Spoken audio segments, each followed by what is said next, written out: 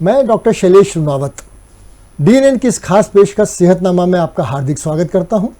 सेहतनामा रखता है आपकी सेहत का विशेष ख्याल और हर हफ्ते लेके आता है विशेषज्ञ को जो देता है आपके कठिन सवालों का जवाब और समझाता सुलझाता है आपकी समस्याओं को।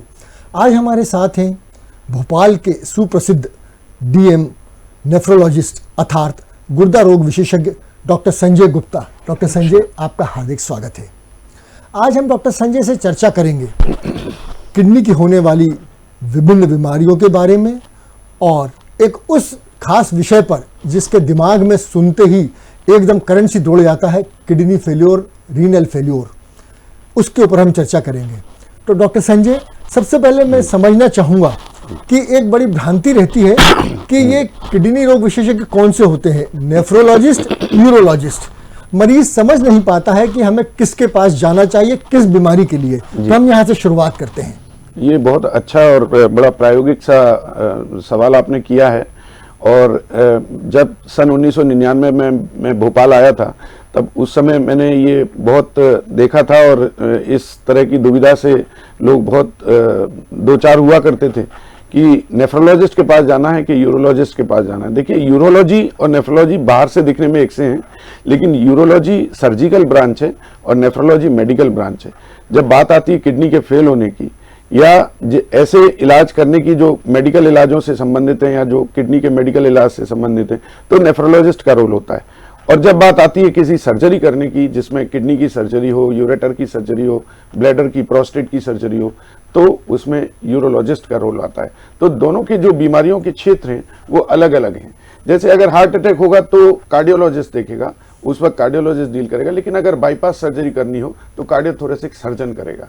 तो इसी प्रकार से जिस प्रकार मेडिकल में दो ब्रांचेज होती हैं, एक सर्जिकल और एक मेडिकल, तो नेफ्रोलॉजी मेडिकल ब्रांच है।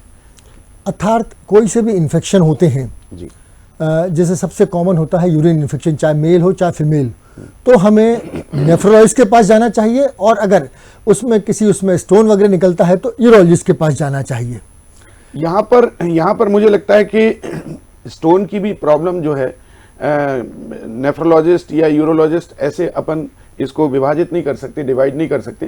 पेशेंट को जब भी समस्या होती है तो वो किसी ऐसे डॉक्टर के पास जाता है जो कि यूरिनरी तंत्र के बीमारियों से स्पेशलिस्ट हो या जुड़ा हुआ हो। तो दोनों ही ब्रांचेस के जो स्पेशलिस्ट हैं वो इसको देख सकते हैं। और जहाँ सर्जरी की बात आती है वहाँ यूरोलॉजिस्ट का रोल रहता है।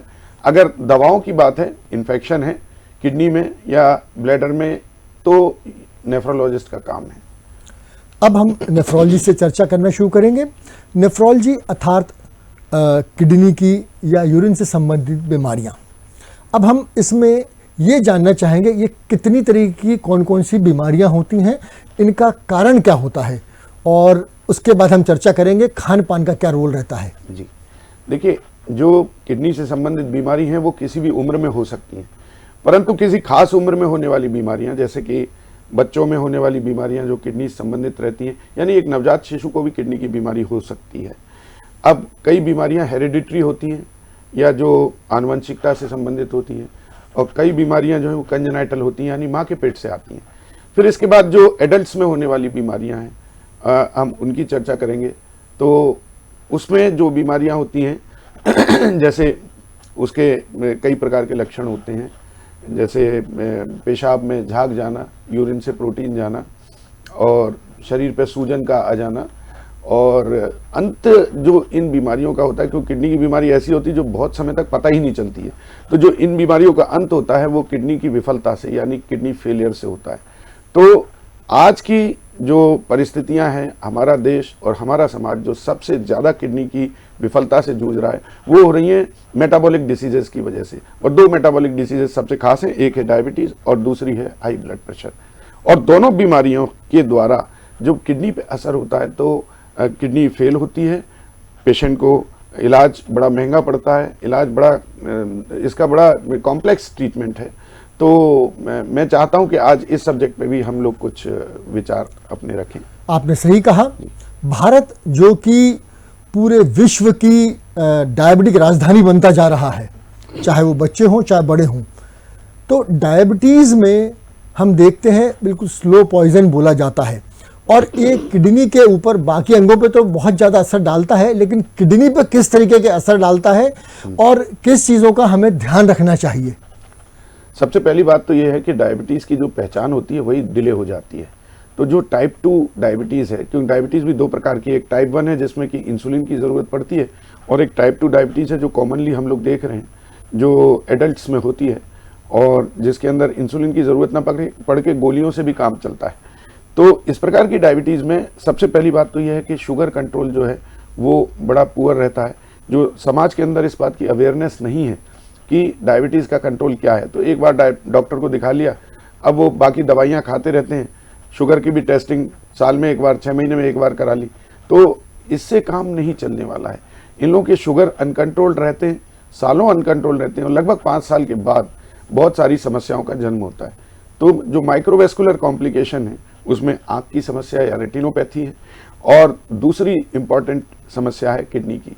अब ये किडनी की समस्या बहुत धीरे धीरे डेवलप होती है, ऊपर से इसके कोई लक्षण नहीं दिखते, व्यक्ति अपना डायबिटीज़ का इलाज किए चले जा रहा है।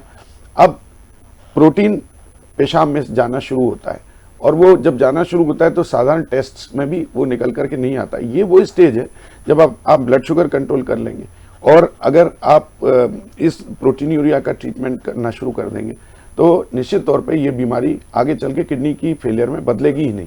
तो ये रिवर्सिबल स्टेज है। इसके बाद एक स्टेज आती है जिसमें प्रोटीन की मात्रा बढ़ जाती है यूरिन के अंदर, फिर धीरे धीरे करके एक टेस्ट जैसे सब आम जनता भी आजकल क्रिएटिनिन के नाम से जानती है, वो बढ़ना शुरू हो जाता है और ब्लड में यूरिया की मात्रा बढ़ने लगती है।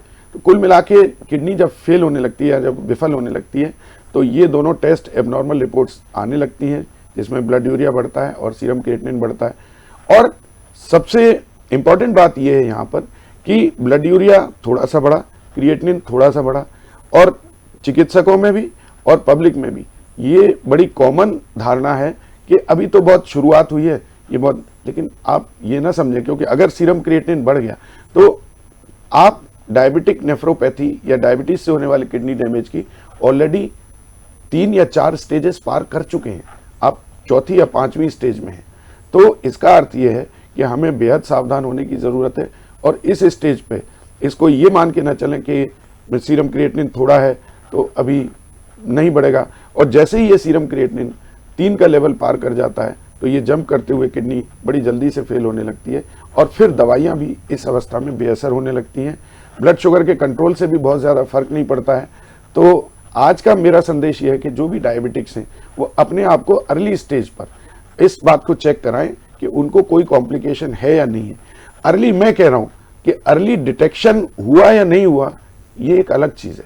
हो सकता है अर्ली डिटेक्शन ना हो और व्यक्ति डायबिटीज के साथ बहुत समय से ऐसे ही चल रहा हो, तो ये बड़ा इंपॉर्टेंट है। आपने बताया urea creatinine and protein urea, तो कब नॉर्मल आदमी को और कब मरीज को urea creatinine, blood sugar, protein urea, और एक शब्द जो हमें बार बार आता है EGFR, ये भी एक बहुत महत्वपूर्ण इन्वेस्टिगेशन, ये इन्वेस्टिगेशन, ये जांचें कब करवानी चाहिए और इनका क्या क्या महत्व है? देखिए, गुर्दे की ज़्यादातर बीमारियों में कोई लक्षण होते नहीं है, पर अगर आपको लक्षण दिख रहे हैं तो वो लक्षण क्या हो सकते हैं? तो वो लक्षण ऐसे होते हैं कि जैसे सुबह आप उठे तो आंखों के आसपास थोड़ी सूजन दिखी, पैर लटका कर बैठने पे सूजन का होना बहुत इंपॉर्टेंट चीज़ है। पेशाब का कम या पेशाब का ज़्यादा होना, तो पेशाब का कम होना तो बहुत कॉमनली नहीं होता है, लेकिन पेशाब का ज़्यादा होना अगर है तो भी गुर्दे को चेकअप कराना चाहिए। खास तौर से यदि रात में उठ के बार बार पेशाब जाने के लिए हो रहा है, 2 बार से अधिक उठना पड़ता है, नींद डिस्टर्ब होती है, तो आपको अपनी किडनी को चेक कराना चाहिए। पेशाब में झाग बनना जो प्रोटीन होने की वजह से होते हैं, इंपॉर्टेंट है। फिर कुछ लक्षण ऐसे हैं जो बिल्कुल साफ दिखते हैं और आदमी को अलार्म कर देते हैं, पेशेंट को अलार्म कर देते हैं। अब जैसे पेशाब में जलन होना, पेशाब में रुक रुक कर होना, या पेशाब में खून का जाना, तो ये ऐसे लक्षण हैं कि जिनके चलते आपको आपकी किडनी और उससे जुड़े पूरे जो यूरिनरी तंत्र है, सिस्टम है, उसकी जांच कराना बिल्कुल आवश्यक हो ही जाता है। इसके अलावा एक बहुत इंपॉर्टेंट चीज़ ये है कि यंगस्टर्स के अंदर बीपी का बढ़ जाना, खासतौर से 40 वर्ष के नीचे की उम्र में यदि किसी का ब्लड प्रेशर बहुत बढ़ा हुआ आ रहा है तो उसके पीछे एक बहुत महत्वपूर्ण कारण होता है कि किडनी का ढंग से काम ना करना। ज़्यादातर लोग इस चीज़ को बहुत हल्के में लेते हैं, और चूंकि बढ़े हुए ब्लड प्रेशर के कोई विशेष लक्षण होते नहीं है, तो एक आध बार जैसे उन्हें पता लगी कि बीपी बढ़ा हुआ है, कोई बात नहीं, और एक आध बार दवाई ले ली, बोले कि अब तो ब्लड प्रेशर कंट्रोल हो गया, और दवाइयाँ बंद कर देते। एक 3 या 4 साल बाद फिर ये पता चलता है कि दोनों किडनी सिकुड़ चुकी हैं, छोटी हो चुकी हैं, और अब डायलिसिस या किडनी ट्रांसप्लांट के अलावा कोई उपाय नहीं रह गया है। तो ऐसे बहुत सारे केसेस मेरे संज्ञान में हैं, हम लोग डेली प्रैक्टिस में आते हैं। कई बार माता पिता बोलते हैं लड़का तो ठीक था साहब, वो तो अभी कॉलेज में एडमिशन लिया, वो 15 दिन पहले तक ठीक था, अचानक से उसको उल्टियाँ होने लगी हैं, अचानक से उसको समस्या होने लगी है। लेकिन ऐसा नहीं होता है। बीमारी काफ़ी समय पहले से आपको कुछ ना कुछ अलार्म देती है, कुछ ना कुछ लक्षण देती है, और जैसा मैंने बताया वो चीज़ें अगर हो रही हैं तो हमें किडनी के test, blood urea, serum creatinine, urine routine examination और सिंपल सा सोनोग्राफी ये कराना बहुत आवश्यक हो जाता है। EGFR पे आपका क्या ओपिनियन है? EGFR देखिए, GFR का अर्थ है ग्लोमेरुलर फिल्ट्रेशन रेट, यानी किडनी का पेशाब को बनाने का और खून छानने का, फिल्ट्रेशन का क्या रेट है या क्या गति है, ये नापा जाता है EGFR से। नॉर्मली EGFR 60 से लगा के 110 के बीच में होता है, यानी एक रेंज है, एक वाइड रेंज है। पर अगर यदि 60 के नीचे EGFR आ जाता है, EGFR का भी बता दूं आपको, GFR अगर हम लैब में करते हैं तो हमें काफ़ी कॉम्प्लेक्स टेस्ट लगाने पड़ते हैं, वो संभव नहीं है हर केस के अंदर। तो EGFR वो होता है जब आप सीरम क्रिएटिनिन की वैल्यू लेते हैं और उसको एक फार्मूले में रख करके आप किडनी की कार्य प्रणाली और उसकी किडनी की कार्य क्षमता का आकलन करते हैं, तो वो EGFR होता है। निकालना आसान होता है, सिर्फ फार्मूले में आपको सीरम क्रिएटिनिन की वैल्यू, व्यक्ति का सेक्स और एज, ये सब चीज़ें, वेट, ये सब चीज़ें उसके अंदर आपको फिलअप करनी पड़ती हैं।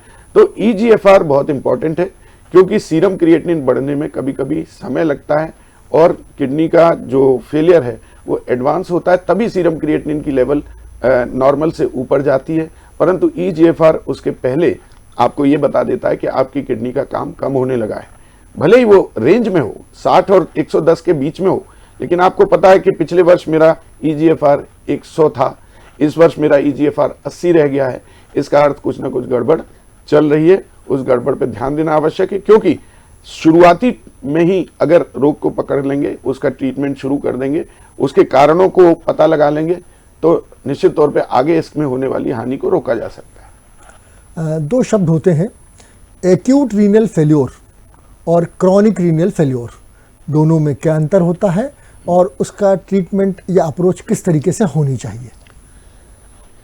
अगर कोई भी किडनी की फेलियर 3 महीने के ऊपर की होती है, आप मान के चलें ये बीमारी में रिवर्सिबिलिटी नहीं होती है, इसे क्रॉनिक रीनल फेलियर कहते हैं। अगर यदि 3 महीने के पहले की बीमारी है और अभी ये पुरानी नहीं हुई है, तो इसको एक्यूट रीनल फेलियर कहते हैं। बहुत सीधे से उदाहरण से मैं आपको समझा सकता हूँ। एक्यूट रीनल फेलियर के कई सारे कारण होते हैं। आपने कोई पेन किलर दवाई खा ली, उसकी वजह से आपको किडनी फेल हुआ, हो सकता है आपको वॉल्यूम डिप्लीशन रहा हो, जैसे कि डायरिया, डिहाइड्रेशन वगैरह में होता है, तो डिहाइड्रेशन हो गया किडनी को ब्लड पहुंचना बंद हो गया, तो किडनी फेल हुई। ये जो चीज़ें होती हैं ये एक्यूट कहलाती हैं। कोई भी बीमारी, मलेरिया हुआ, जॉन्डिस हुआ जिसके अंदर किडनी में असर आ गया, तो ये एक्यूट रीनल फेलियर होता है। एक्यूट माने तात्कालिक होता है, और तात्कालिक यानी जिसका ट्रीटमेंट संभव है। बहुत सारे एक्यूट रीनल फेलियर के पेशेंट तो अस्पतालों में ही होते हैं, तो अस्पतालों में उनका ट्रीटमेंट भी हो जाता है। बहुत सारे केसेस के अंदर आपको पहले लक्षण पता चलते ही डॉक्टर के पास यदि पहुंचेंगे और एक्यूट रीनल फेलियर की स्टेज है तो ये पूरी तरह ठीक हो सकता है। क्रॉनिक रीनल फेलियर यानी इरिवर्सिबल, जिसके अंदर कोई बीमारी का लौट के आने का या नॉर्मल होने का कोई संभावना बहुत कम होती है। तो क्रॉनिक रीनल फेलियर वाली बीमारियां, जैसे मैंने आपको बताया था, हाई ब्लड प्रेशर है और डायबिटीज़ है। कुछ बीमारियां होती हैं AD, PKD जैसे पॉलीसिस्टिक किडनी डिसीज आदि, या किडनी के अंदर क्रॉनिक इन्फेक्शन जो डायबिटिक पेशेंट्स में हो सकते हैं। तो ये क्रॉनिक रीनल फेलियर के प्रमुख कारण होते हैं। और बीमारी क्रॉनिक तब होती है जब वो धीरे धीरे करके बढ़ती है। तो किडनी की जो यूनिट्स होती हैं, जिन्हें नेफ्रॉन कहते हैं, इनका डैमेज होता चलता है, वो खत्म होते जाते हैं और इस तरीके से किडनी में वापस अपना कार्यक्षमता ग्रहण करने की जो ताकत होती है वो खत्म हो जाती है। आपने एक बहुत अच्छी बात बोली कि drug induce renal failure, drug induce अर्थात हम लोग बिना पूछे बिना ध्यान दिए हुए दवाइयाँ लेते हैं, कुछ एलर्जीज और कुछ बीमारियाँ। तो कौन कौन सी दवाइयाँ हैं जो हमें डॉक्टर से एडवाइस लेके ही लेना चाहिए, काउंटर परचेस नहीं करना चाहिए, और किन दवाइयों से गुर्दों में एकदम से नुकसान पहुंचता है? ये बहुत इंपॉर्टेंट चीज़ है और हमारे देश में जैसा होता है कि एक प्रथा सी है कि डॉक्टर के पास जाएंगे, समय बहुत लगेगा, हो सकता है पैसे भी लग जाएं, तो सबसे पहले वो मेडिकल स्टोर्स पे जाते हैं और अपनी दवा स्वयं चूज करते हैं। हमारे यहाँ का जो मजदूर वर्ग है, मैंने ये ऑब्जर्व किया है कि वो जब काम खत्म होता है उनका, तो वो किराने की दुकान पे जाके हरी पन्नी की गोली खरीदते हैं। ये बहुत कॉमन चीज़ है, ये पेन किलर्स होते हैं। घर में गृहिणियाँ, उनको एक बार पता लग जाती है तो वो गोलियां खरीदना शुरू कर देते हैं, तो वो पेन किलर दवाइयाँ खाते हैं, अपने पास रखे भी रहते हैं। जब भी थोड़ा बहुत दर्द हुआ, उन्होंने उठा के एक गोली गटक ली। तो ये जो पेन किलर दवाइयाँ हैं, ये नंबर 1 कॉज है हमारे इधर किडनी के क्रॉनिक डिसीज होने का। तो अपने आप से दवाई ना लें। छोटे मोटे फीवर्स होते हैं, उसके अंदर भी अपने आप से दवाई लेने लगते हैं। कई एंटीबायोटिक्स होते हैं जो कि किडनी को डैमेज करते हैं और जो ऐसे नहीं लेना चाहिए बिना डॉक्टरी सलाह के। और इस प्रकार से जो सेल्फ मेडिकेशन वाली जो टेंडेंसी है, उससे हमेशा दूर रहना चाहिए। और ख़ास तौर से अगर आपको शुगर की प्रॉब्लम है, अगर आपको हाई ब्लड प्रेशर की प्रॉब्लम है, तब तो ये दवाइयाँ और भी अधिक नुकसान कर सकती हैं। और अगर किडनी डैमेज ना हुआ होगा तो किडनी डैमेज होना शुरू हो जाएगा। मतलब कंप्रोमाइज स्टेट में अगर आपकी किडनी है, आप इन जटिल बीमारियों से संक्रमित हैं, तो आपको ध्यान रखना चाहिए, दवाइयां बिना डॉक्टर से पूछे नहीं लेना चाहिए। अब इस कंडीशन में हम आते हैं कि एक नॉर्मल आदमी आके बोलता है, डॉक्टर साहब मेरे पेशाब में तो बहुत ही ज़्यादा प्रोटीन जा रहा है जी। उसका क्या तात्पर्य होता है? हम प्रोटीन यूरिया क्या सीधे रीनल फेल्योर पे चले जाते हैं, या उसको किस तरीके से रोका जा सकता है, और हम मरीज को किस तरीके की डाइट उस समय एडवाइस कर सकते हैं? जी, देखिए, डाइट का रोल तो मैं बाद में आऊँगा। सबसे पहले मैं आता हूँ प्रोटीन यूरिन में पाया जाना, प्रोटीन यूरिया जिसे कहते हैं। तो प्रोटीन यूरिया अलग अलग एक्सटेंट का हो सकता है। अगर ये प्रोटीन की मात्रा यूरिन में 3 ग्राम से अधिक है तो शरीर में सूजन आना शुरू हो जाती है, उसको नेफ्रोटिक सिंड्रोम कहते हैं। प्राय ये बीमारी बच्चों में होती है और ट्रीटेबल होती है और इसका ट्रीटमेंट संभव है, परंतु यदि एडल्ट में हो रही है तो इसका कारण जानना बहुत ज़रूरी होता है। खासतौर से प्रोटीन यूरिया का सबसे बड़ा कारण तो डायबिटीज़ ही होता है। इसके अतिरिक्त बहुत सारी ऐसी ग्लोमेरुलोनेफ्राइटिस नामक बीमारियां हैं जो कि पेशाब में प्रोटीन जाना शुरू हो जाता है। अब पेशाब में प्रोटीन जाता है इसलिए है कि प्रोटीन तो हमारे ब्लड में होता है।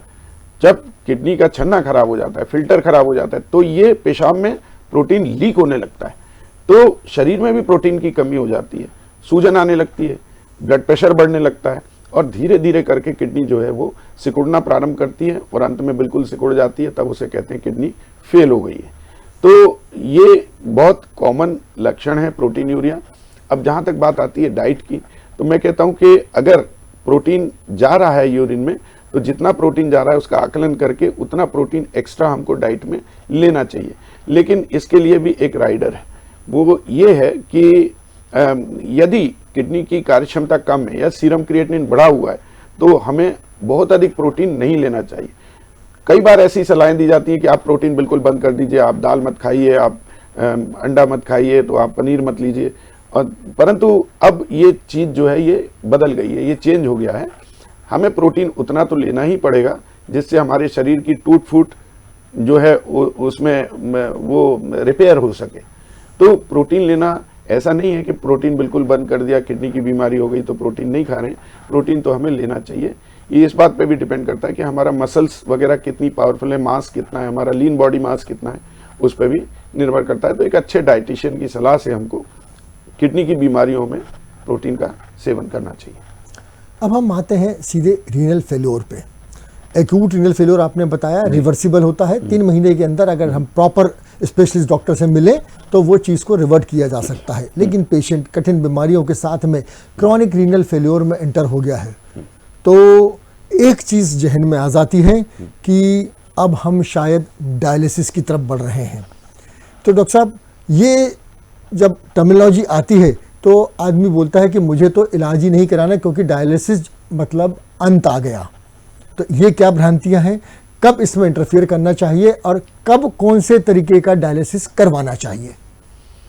देखिए ये आपने बिल्कुल प्रैक्टिकल बात बोली जो हम डेली डे टू डे देखने में आ रही है कि व्यक्ति जो है वो डायलिसिस के नाम पे भागता है।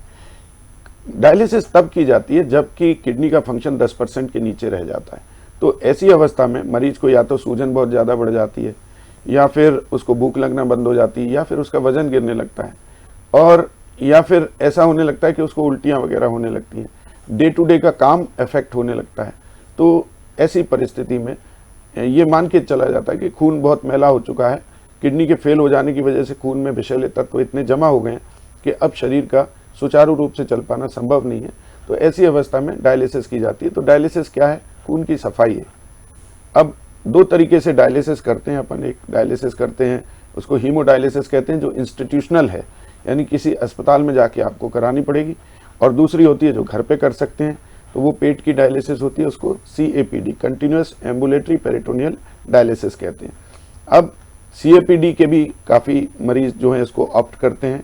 इसके अपने अलग प्लस माइनस हैं, अपने लाभ और वो है जो हानियां हैं।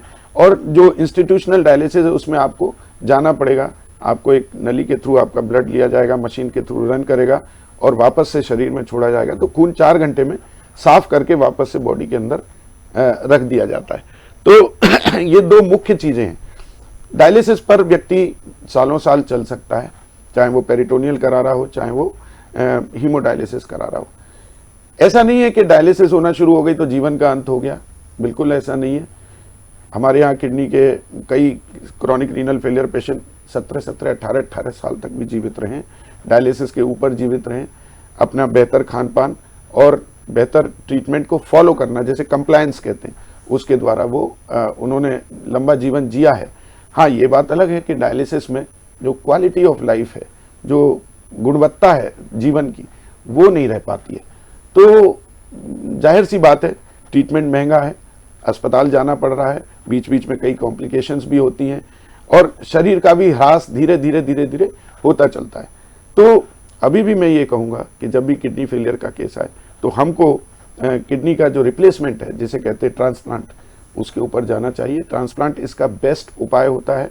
डायलिसिस को आप ये मान सकते हैं कि जब तक ट्रांसप्लांट नहीं हो रहा तब तक आप डायलिसिस पे अपने जीवन को प्रोलॉन्ग कर सकते हैं। इसका मतलब हुआ कि लेटेस्ट टेक्नोलॉजी में ट्रांसप्लांट, पहले ट्रांसप्लांट को लास्ट ऑल्टरनेटिव माना जाता था जी। लेकिन ट्रांसप्लांट, अगर आपको ऐसा लग रहा है कि क्रॉनिक रीनल फेलियर हो रहा है, इसमें क्रिएटिनिन लेवल का कोई रहता है कि ये एक बॉर्डरलाइन क्रिएटिनिन लेवल है कि इसको अगर क्रॉस करता है तो हमें ट्रांसप्लांट के लिए मूव कर जाना चाहिए? देखिए, इसमें दो तरह की विचारधाराएं हैं, और डॉक्टर्स में भी दो कोरोलरीज हैं, या जो दो रास्ते हैं। एक वे हैं जो ये कहते हैं कि अगर किडनी को फेल होने का मौका दिया जाए तो वो फेल होती चलेगी, अंत में एक स्थिति ऐसी आएगी जब शरीर चलाना मुश्किल हो जाता है। तो उस अवस्था में या तो आप डायलिसिस करो या ट्रांसप्लांट करो। और जो दूसरी विचारधारा के लोग हैं वो ये कहते हैं कि इसके पहले कि आपके शरीर का ह्रास हो या उसमें नुकसान हो, यूरिमिया की वजह से या ब्लड में विषैले तत्वों के बढ़ने की वजह से, उसके पहले ही आप नई किडनी उसके अंदर लगा दीजिए। अब दोनों में फ़र्क ये है कि आजकल जो ट्रांसप्लांट हो रहे हैं उनकी जो दवाइयां हैं, जो टेक्निक है, वो इतनी अच्छी हो गई है कि अब सन 1978 में जब भारत में पहला ट्रांसप्लांट हुआ था, उसके जैसी दुविधा की स्थिति रह ही नहीं गई है। अभी सक्सेस रेट हमारा जो है 95% के ऊपर है। तो इस तरह का अगर सक्सेस रेट है तो मेरे ख्याल में ट्रांसप्लांट से बढ़िया कोई उपाय नहीं है। मुश्किल कहाँ आती है ट्रांसप्लांट के लिए? पैसे का प्रबंध करना। सरकार ने उसकी भी प्रबंध कर दिया है। ये आयुष्मान भारत योजना के अंदर ट्रांसप्लांट के अंदर के लिए पेमेंट हो रहा है, उसकी मान्यता दे दी गई है। तो आयुष्मान भारत से बहुत सारे ट्रांसप्लांट कर रहे हैं आजकल। दूसरा, परिवार में कोई किडनी डोनेट करने वाला होना चाहिए, तो अगर वो है तो बहुत ही अच्छी बात है। तीसरा उपाय हमारे पास रह जाता है जब हम ब्रेन डेड डोनर्स से अंगदान हमें होता है। जैसे किसी व्यक्ति का एक्सीडेंट में डेथ हुई, किसी व्यक्ति की किडनी की वजह न होकर, जैसे ब्रेन हेमरेज से कोई मृत्यु वगैरह होती है जिसमें किडनी काम कर रही है, और उसके मरीज के परिजन उसका अंगदान करने के लिए तैयार होते हैं, तो उस स्टेज में भी वो अंगों से हम यानी हम ट्रांसप्लांट कर सकते हैं। तो मध्य प्रदेश के अंदर, जैसा कि मुझे मालूम है, और हमारे देश के अंदर खासतौर साउथ में, महाराष्ट्र में इस प्रकार से कैडेवर ऑर्गन ट्रांसप्लांट जिसे कहते हैं, या ब्रेन डेड डोनर ट्रांसप्लांट कहते हैं, बहुत हो रहे हैं और बहुत अच्छी बात है। हम लोगों को भी इसको बढ़ावा देना चाहिए। लेकिन आज भी हमारे ट्रांसप्लांट के लिए जो मेन ऑर्गन पूल है, जहाँ से ऑर्गन हमें प्राप्त होते हैं, वो लाइव रिलेटेड डोनर्स होते हैं, यानी वे व्यक्ति जो कि मरीज के फर्स्ट डिग्री परिजन हैं या रिलेटिव से, माता, पिता, भाई, बहन, चाचा, ताऊ, ये फर्स्ट डिग्री रिलेटिव से। तो ये लोग अगर किडनी देते हैं तो निश्चित तौर पे, और ट्रांसप्लांट का कोई मुकाबला नहीं है। डायलिसिस आप अंतरिम राहत के तौर पे देख सकते हैं, ट्रांसप्लांट जो है वो इसकी फाइनल आंसर है। तो तात्पर्य यह है कि अगर हम पहले ही रोकथाम कर लेंगे, समय पे जांच करा लेंगे, तो हम रीनल फेल्योर तक पहुंचेंगे ही नहीं। पहुंचेंगे तो अर्ली स्टेज पे ही हम अगर विशेषज्ञ से बात कर लेंगे तो उस बीमारी को रोक पाएंगे। बिल्कुल। डाइट, आपने बताया, डाइट बहुत महत्वपूर्ण अंग है किडनी फेल्योर से डील करने का, या शुगर की बीमारी है, ब्लड प्रेशर है, एलर्जी है, या बिना बताए हुए ड्रग्स ले रहे हैं, तो उसको साथ में डाइट को जोड़ा जाए, प्रॉपर डाइटिशियन से कंसल्ट किया जाए, तो होने वाले रीनल फेल्योर को हम रोक सकते हैं। डॉक्टर साहब, बहुत अच्छी जानकारियां दी। मैं आपसे ये चाहूँगा, हमारे दर्शकों को क्या आप एक छोटा सा मैसेज देना चाहेंगे जिससे कि इस डरावनी बीमारी से वो बचे रहें? मेरा एक ही मैसेज है, चिंता मुक्त रहें, एक्सरसाइज डेली करें, अच्छे से पानी पिएं, अपने आप को हाइड्रेट रखें, और अगर आपको डायबिटीज़ या ब्लड प्रेशर जैसी कोई बीमारी है तो अपने डॉक्टर से निरंतर संपर्क में रहें। ऐसा नहीं कि एक बार दवा ले लिया और पूरे समय अपना इलाज स्वयं का किया जाए। तो ये मेरा ऐसा मानना है कि हम किडनी डिसीज़ की बहुत सारे जो CRF की स्टेज है, जो and stage renal disease, and stage renal failure के केसेस हैं, उनमें कमी ला पाएंगे। धन्यवाद डॉक्टर गुप्ता, आपने दर्शकों को बहुत अच्छी जानकारी दी और इस डरावनी बीमारी से बचने के उपाय बताए, और अगर उसके बाद हो भी जाती है तो हम अपनी लाइफ को कंफर्टेबल और प्रोलॉन्ग कैसे कर सकते हैं। हमेशा देखते रहिए DNNN सेहतनामा। हम आपके पास आएंगे हर सप्ताह नए विशेषज्ञ के साथ में। धन्यवाद।